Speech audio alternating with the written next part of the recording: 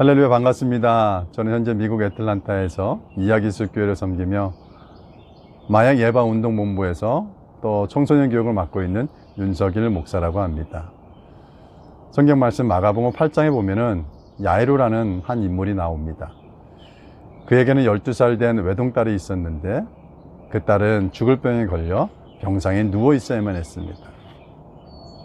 그런데 어느 날 예수님께서 야이로가 살고 있던 마을에 오셨다는 소식을 듣고 예수님께 달려가 발 앞에 엎드려 자신의 딸을 고쳐달라고 간구합니다. 그 간구에 예수님이 함께 야이로의 집으로 향하게 됩니다. 그렇게 야이로의 집으로 향하고 있는 중에도 많은 사람들이 예수님께 몰려들었습니다. 그 많은 무리들 중에 또한 12년 동안 혈루증으로 앓고 있던 한 여인 또한 있었습니다. 그런데 그 여인에게는 예수님의 옷가에 자신의 손으로 만지기만 해도 12년 동안 앓고 있던 그 혈루병이 나을 것 같다는 믿음이 있었습니다. 그래서 예수님도 모르게 자신의 손을 뻗어 예수님의 옷가에 손을 댔습니다. 근데 놀라운 사건은 예수님이 그 여인이 자신의 옷가에 손을 대었다는 사실을 아셨고, 또한 그 여인이 왜 자신의 옷에 손을 대었는지 그 이유도 아셨다는 것입니다. 그리고 예수님께서 그 여인에게 말씀하셨습니다. 딸아, 내 믿음이 너를 구원하였으니 평안히 가라.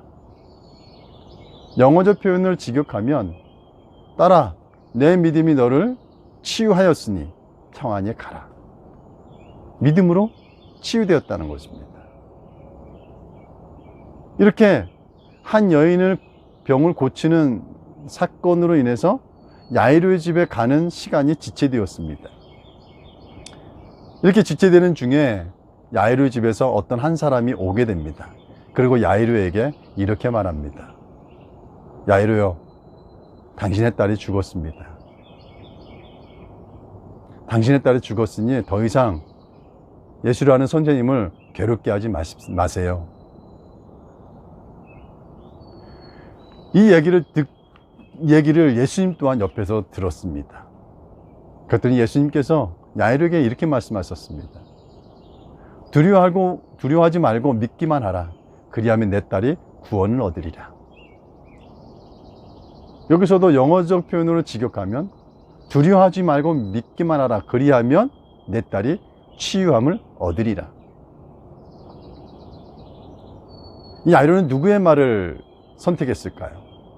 자신의 집에서 죽음의 소식을 알린 그 사람의 이야기? 아니면 예수님의 이야기를? 네, 예수님의 말씀을 선택했습니다. 그리고는 예수님과 함께 야이로의 집에 결국 도착하게 됩니다. 한 아이가 죽어있는 그 주변에는 많은 사람들이 슬퍼하며 통곡하고 있었습니다.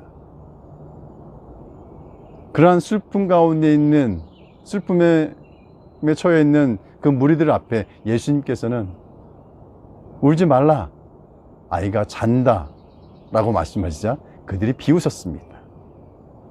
하지만 예수님은 죽은 아이의 손을 잡고 아이야 일어나라 하자 그 아이가 일어나 걷게 된 사실이